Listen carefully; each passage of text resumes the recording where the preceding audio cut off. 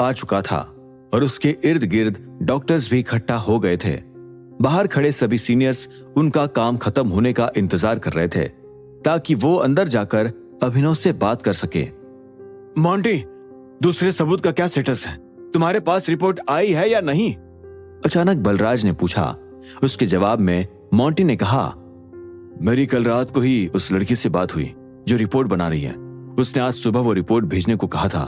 मैं उसी का वेट कर रहा हूं। दूसरी ओर अभिनव के पैलेस में त्रिशा रात भर से एक लैपटॉप पर लगी हुई थी। रिपोर्ट रेडी हो गई त्रिशा दीदी? मानसी ने पूछा। वो फिलहाल पैलेस के 2 आदमियों के साथ उस रूम के बाहर खड़ी थी जिसमें रघुवीर बंद था। उन दोनों आदमियों के हाथों में 2 बड़े बड़े पिंजरे थे जिनमें कई सारे जंगली चूहे दौड़ रहे थे। त्रिशा ने लगभग 2 मिनट बाद एक गहरी सांस ली और कीबोर्ड पर एंटर दबाते हुए कहा, हो गई, रिपोर्ट बन गई है और मैंने मोंटी सर को सेंड भी कर दी है। मानसी ने त्रिशा की बात पर हाँ में सिर हिलाया और फिर अपने बगल में खड़े दोनों आदमियों से कहा, चलो। मानसी की बात सुनते ही उनमें से एक आदमी ने रघुवीर के रूम का दरवाजा खोला और वो तीनों अंदर दाखिल हो गए। मानसी ने देखा कि रघुवीर फिलहाल बेहोश था और उसके पैर लोहे की चेन से बंधे थे। ऐसे में उसने एक आदमी की तरफ देखा और उसे रघुवीर के पास जाने का इशारा किया। वो आदमी रघुवीर के पास गया और उसके पैरों में बंधी चेन खोलने लगा। जब रघुवीर को महसूस हुआ कि उसके पैर हल्के हुए हैं तो उसने अपनी आंखें खोल ली। गुड मॉर्निंग सर, मानसी ने रूखे लहजे में रघुवीर से कहा। रघुवीर उसे देखकर एक पल के लिए घबराया और लड़खड़ाते हुए अपनी जगह पर खड़ा होकर बोला, तो तुम क्या हुआ? अब और क्या जानना है तुम दोनों को? रघुवीर के सवाल पर मानसी ने एक गहरी सांस ली और कहा, अब कुछ नहीं जानना सर, आप ऑलरेडी हमारी बहुत मदद कर चुके हो। अब वक्त है आपके एक एक्सपेरिमेंट में हिस्सा लेने का। मानसी की बात सुनकर रघुवीर कंफ्यूज हुआ और बोला, मतलब कौन सा एक्सपेरिमेंट? तभी रघुवीर की नजर उन पिंजरों पर पड़ी जो मानसी के बगल में खड़े आदमियों ने पकड़ रखे थे। रघुवीर ने एक पल के लिए उन पिंजरों को गौर से देखा और फिर आगे कहा, मुझे इन चूहों पर कोई एक्सपेरिमेंट करना है क्या? रघुवीर की बात सुनकर मानसी हल्का सा मुस्कुराई और फिर अपने पास खड़े आदमी से बोली, सब्जेक्ट रेडी है, एक्सपेरिमेंट शुरू करो। मानसी का ऑर्डर सुनकर दोनों आदमियों ने हाँ में सिर हिलाया। उनमें से एक रघुवीर के पास गया और उसके कपड़े उतारने लगा। वहीं दूसरा रूम के कोने में रखा एक बड़ा सा टैंक लेने चला गया। वो आदमी उस टैंक को रघुवीर के पास लाया और फिर दोनों आदमियों ने रघुवीर को उठाकर उस टैंक के अंदर बैठा दिया। अरे ये तुम क्या कर रहे हो? ये क्या चीज है? रघुवीर घबराते हुए बोला। उसे समझ नहीं आया कि उसके साथ क्या हो रहा था। इतने में उन दोनों आदमियों ने अपने अपने पिंजरे उठाए और उन्हें खोलकर टैंक के अंदर उल्टा कर दिया। पलक झपकते ही सभी जंगली चूहे उस टैंक में रघुवीर के शरीर पर गिर चुके थे। ये उतने ही चूहे हैं जितने लोगों को आपने अपने एक्सपेरिमेंट में मारा है डॉक्टर। मुझे नहीं लगता अपने पापों को धोने के लिए आपके पास इससे बेहतर कोई ऑप्शन है। मानसी ने गुर्राते हुए अपनी बात कही और वो पलटकर रूम के बाहर आने लगी। इतने में उन दोनों आदमियों ने रघुवीर के टैंक का ढक्कन बंद कर दिया। देखते ही देखते सभी चूहे रघुवीर के ऊपर हावी हो चुके थे। टैंक में बंद होने की वजह से उसके चीखने चिल्लाने की आवाजें भी दबी दबी सी आ रही थी। फिर जब वो दोनों आदमी भी रूम से बाहर आ गए और उन्होंने दरवाजा बंद कर दिया, तब रघुवीर की सभी आवाजें गायब हो गई। मानसी ने जो अभी अभी किया था उससे वो खुद भी कांपने लगी थी। ऐसे में त्रिशा उसके पास आई और उसे गले लगाते हुए बोली, अब सब ठीक है मानसी, सब ठीक है। कुछ देर बाद सभी डॉक्टर्स अभिनव के रूम से बाहर आ गए। पेशेंट अब होश में है और बोल सकता है, आप लोग अंदर जा सकते हो। एक डॉक्टर ने मोंटी के पास आकर कहा। मोंटी ने उसकी बात पर सिर हिलाया और फिर वो अभिनव के रूम की तरफ बढ़ने लगा। उसके पीछे पीछे बाकी सीनियर्स भी आते जा रहे थे। दरवाजा खुलते ही अभिनव ने भी अपनी आंखें दरवाजे की तरफ घुमाई और उसकी नजर मोंटी से मिल गई। अभिनव। मोंटी मुस्कुराते हुए अभिनव के पास आ गया। अभिनव भी उसकी पुकार सुनकर हल्का सा मुस्कुराया और बोला, लाइफ में पहली बार इतनी गोलियां खाई है। अरे भाई, टाइगर जिंदा है या नहीं? पीछे से अकरम भी हंसते हुए बोला। उसके साथ बलराज, डीके, लोकेश और अलायना भी थी। अभिनव को जिंदा और होश में देखकर सभी लोगों के चेहरों पर एक मुस्कान तैर गई थी। ऐसे में अभिनव भी उन सभी को देखकर मुस्कुराया और उसने उठने की कोशिश की। मोंटी ने तुरंत उसे संभाला और बेड पर सीधा बैठा दिया। थैंक यू दोस्त, अभिनव ने मुस्कुराते हुए कहा। वो फिर सभी लोगों को देखकर आगे बोला, आप सभी को फिर से देखकर बहुत अच्छा लग रहा है। ऐसा लग रहा है कि मुझे एक और जीवन दान मिल गया है। अभिनव की बात सुनकर मोंटी हंसते हुए बोला, जीवन दान तो तुम्हें मिला है, वो भी मैक्स की बदौलत। अगर उसने तुमसे वो बुलेट प्रूफ जैकेट पहनने को ना कहा होता तो तुम अभी बेड की जगह चिता पर लेटे होते हैं। मोंटी की बात सुनकर अभिनव भी हंसने लगा और बोला, इस बात में कोई शक नहीं है, मुझे अभी अपने शरीर में उन गोलियों के फंसे होने का एहसास हो रहा है। इतने में बलराज ने जोश में आते हुए कहा, टाइगर, तुम आराम से बेड पर लेटो, अब चिता पर सिर्फ दिक्पाल लेटेगा।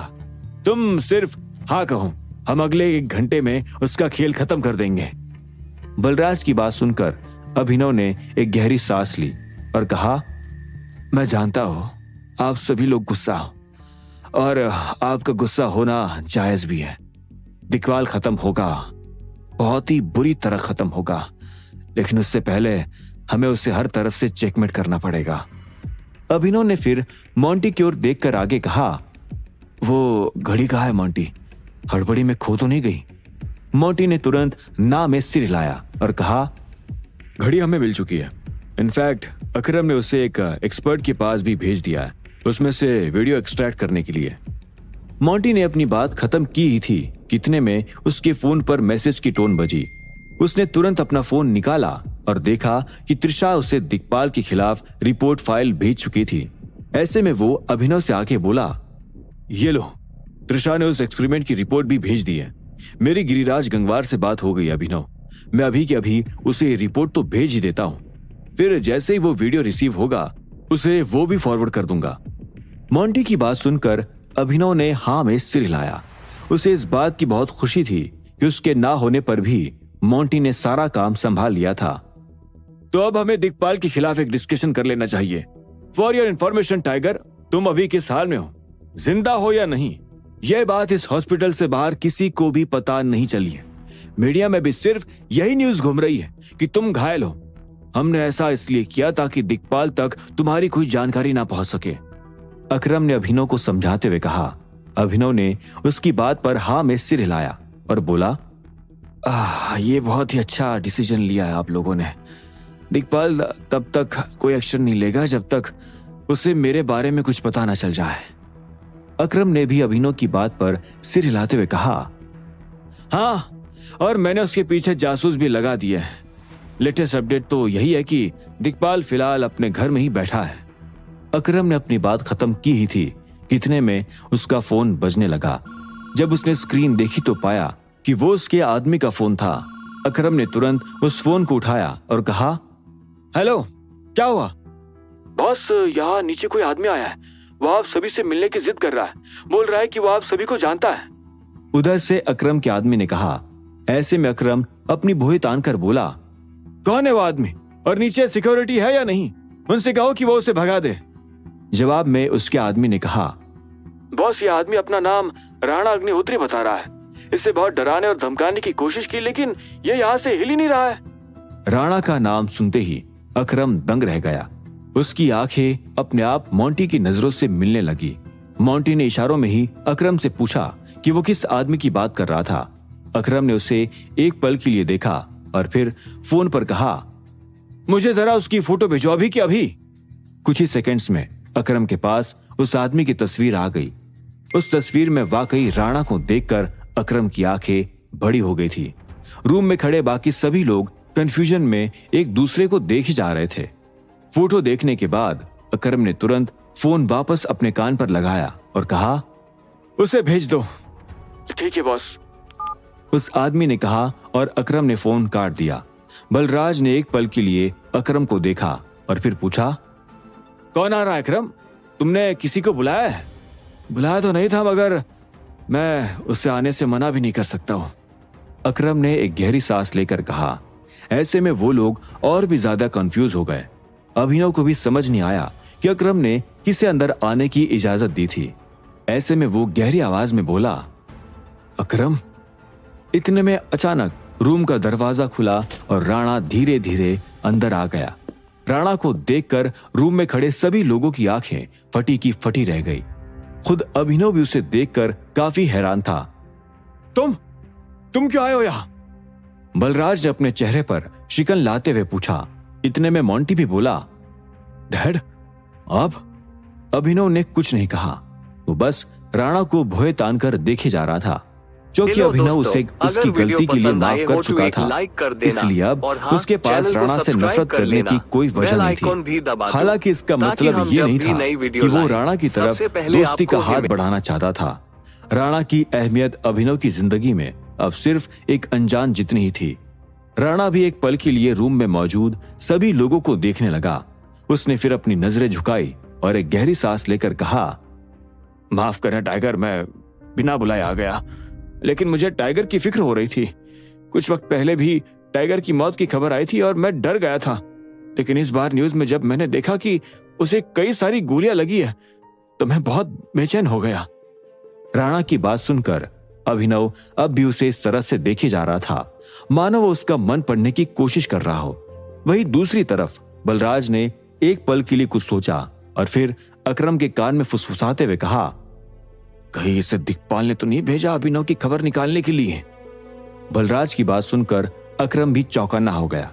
ऐसे में उसने कुछ सेकंड्स तक गौर से राणा को देखा और फिर अपना गला साफ करते हुए कहा, राणा, हम जानते हैं तुम्हें दिक्पाल ने ही यहां भेजा है। अकरम का इल्जाम सुनकर वहां खड़े सभी लोग दंग रह गए। उसने ये बात क्यों कही थी ये जानने के लिए अब अभिनव भी उसकी तरफ देखने लगा। इधर राणा भी हैरान हो गया और अपनी सफाई में तबाक से बोला, ये तुम क्या बोल रहे हो अकरम? मुझे भला दिक्पाल क्यों भेजेगा यहाँ पर? क्योंकि तुम दोनों की पहले से साझेदारी है ना। दिक्पाल ने भेज दिया होगा तुम्हें यहाँ पर अभिनव की खबर निकालने। बलराज ने भी राणा के ऊपर तंज कसा। ऐसे में राणा ने एक गहरी सांस ली और तुरंत ना में सिर हिलाते हुए कहा, नहीं, मैं ऐसा बिल्कुल नहीं करूंगा। मैंने भले ही पहले आप सभी को धोखा दिया हो, लेकिन मैं फिर से ऐसा कुछ करने की हिम्मत भी नहीं करूंगा। मोंटी के चेहरे पर शिकन आ चुकी थी। एक तरफ वो अपने पिता को वापस देखकर खुश भी था और दूसरी तरफ उन पर लगे इल्जामों को सुनकर नाराज भी हो रहा था। ऐसे में उसे समझ नहीं आ रहा था कि वो क्या करे। इतने में अकरम ने एक गहरी सांस ली और कहा, हम एक बार को तुम्हारी बात मान भी लें, लेकिन जब तक अभिनव कुछ नहीं कहता तब तक तुम्हारे ऊपर ये इल्जाम लगा रहेगा, और जब तक ये इल्जाम है तब तक तुम यहां से बाहर भी नहीं जा सकते हो। अपनी बात खत्म कर अकरम अभिनव की तरफ देखने लगा। अभिनव भी राणा को देखे जा रहा था। राणा का इस वक्त यहाँ पर होना कहीं ना कहीं उसे भी कम ही हजम हो रहा था। अब आगे क्या होगा? क्या राणा ने वाकई टाइगर ग्रुप को फिर से धोखा दिया होगा? अगर हाँ, तो उसे इसकी क्या सजा मिलेगी? और दिक्पाल को लेकर अब अभिनव का क्या प्लान होगा? क्या होंगे इन सभी सवालों के जवाब? जानने के लिए सुनते रहिए आगे। हेलो दोस्तों, अगर वीडियो पसंद आए हो तो एक लाइक कर देना और हाँ, चैनल को सब्सक्राइब कर लेना, बेल आइकॉन भी दबा दो ताकि हम जब भी नई वीडियो लाएं सबसे पहले आपको ही